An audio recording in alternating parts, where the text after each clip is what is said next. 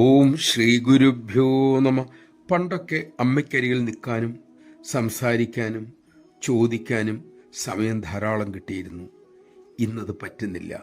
പറയാൻ തുടങ്ങുമ്പോഴത്തേക്കും മാറ്റിവിടും. ഇത്തരം വിഷമതകൾ മക്കൾക്കുണ്ടെന്ന് അമ്മയ്ക്കറിയാം. ഒരു സത്സംഗത്തിൽ അമ്മ ആ വിഷമത്തിന് ആശ്വാസം നൽകി. അമ്മ പറഞ്ഞു, മക്കൾക്ക് എല്ലാ വിഷമങ്ങളും അമ്മയോട് പറയാൻ പറ്റുന്നില്ല എന്ന വിഷമമുണ്ടെന്ന് അമ്മയ്ക്കറിയാം. ധാരാളം മക്കൾ വരുന്നുകൊണ്ട് ഒന്നോ രണ്ടോ നിമിഷം മാത്രമേ അമ്മയ്ക്ക് ഓരോരുത്തർക്കും നൽകാൻ പറ്റുന്നുള്ളൂ. മക്കൾ ഡോക്ടറെ കാണുന്നത് പോലെയോ വക്കീലിൻ്റെ അടുത്ത് പോകും പോലെയോ അല്ല അമ്മയ്ക്കരികിൽ വരുമ്പോൾ. അവിടെ എല്ലാം പറയണം, എങ്കിലേ അവർക്ക് മനസ്സിലാവൂ. പക്ഷേ ഈശ്വര സന്നിധിയിൽ മക്കൾ ഒന്നും പറയണമെന്നില്ല.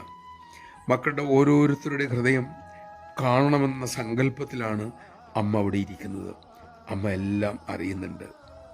ഒരു ഭക്തൻ പറഞ്ഞു, അമ്മയെ ഫോണിലും കിട്ടില്ല, അമ്മയുടെ ലൈൻ എപ്പോഴും ബിസിയാണ്. സ്വല്പം തമാശ കലർത്തിയായിരുന്നു അദ്ദേഹം അത് പറഞ്ഞത്. അതിന് അമ്മ നർമ്മത്തോടെ തന്നെ ഉത്തരം പറഞ്ഞു, അമ്മയുടെ ലൈൻ ഒരിക്കലും തടസ്സമില്ലാത്തതാണ് മക്കളെ. എല്ലാ മക്കളും ഒരുമിച്ച് വിളിച്ചാലും എപ്പോൾ വിളിച്ചാലും എവിടെ നിന്ന് വിളിച്ചാലും ഈശ്വരൻ്റെ മൊബൈലിന് പരിധിയും പരിമിതിയും ഇല്ല. എപ്പോൾ വേണമെങ്കിലും എൻ്റെ മക്കൾക്ക് അമ്മയെ കിട്ടും. നമഃശിവായ.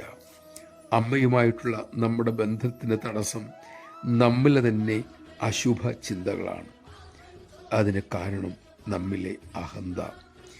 എൻ്റെ അമ്മ എന്ന ചിന്ത മാറ്റി അമ്മയുടെ ഞാൻ എന്ന ചിന്തയിലേക്ക് ഉയരാൻ നമുക്ക് കഴിയണം. എൻ്റെ എന്ന ചിന്തയിൽ തന്നെ ഒരു കറയുണ്ടല്ലോ, ഒരു കയ്പുണ്ടല്ലോ.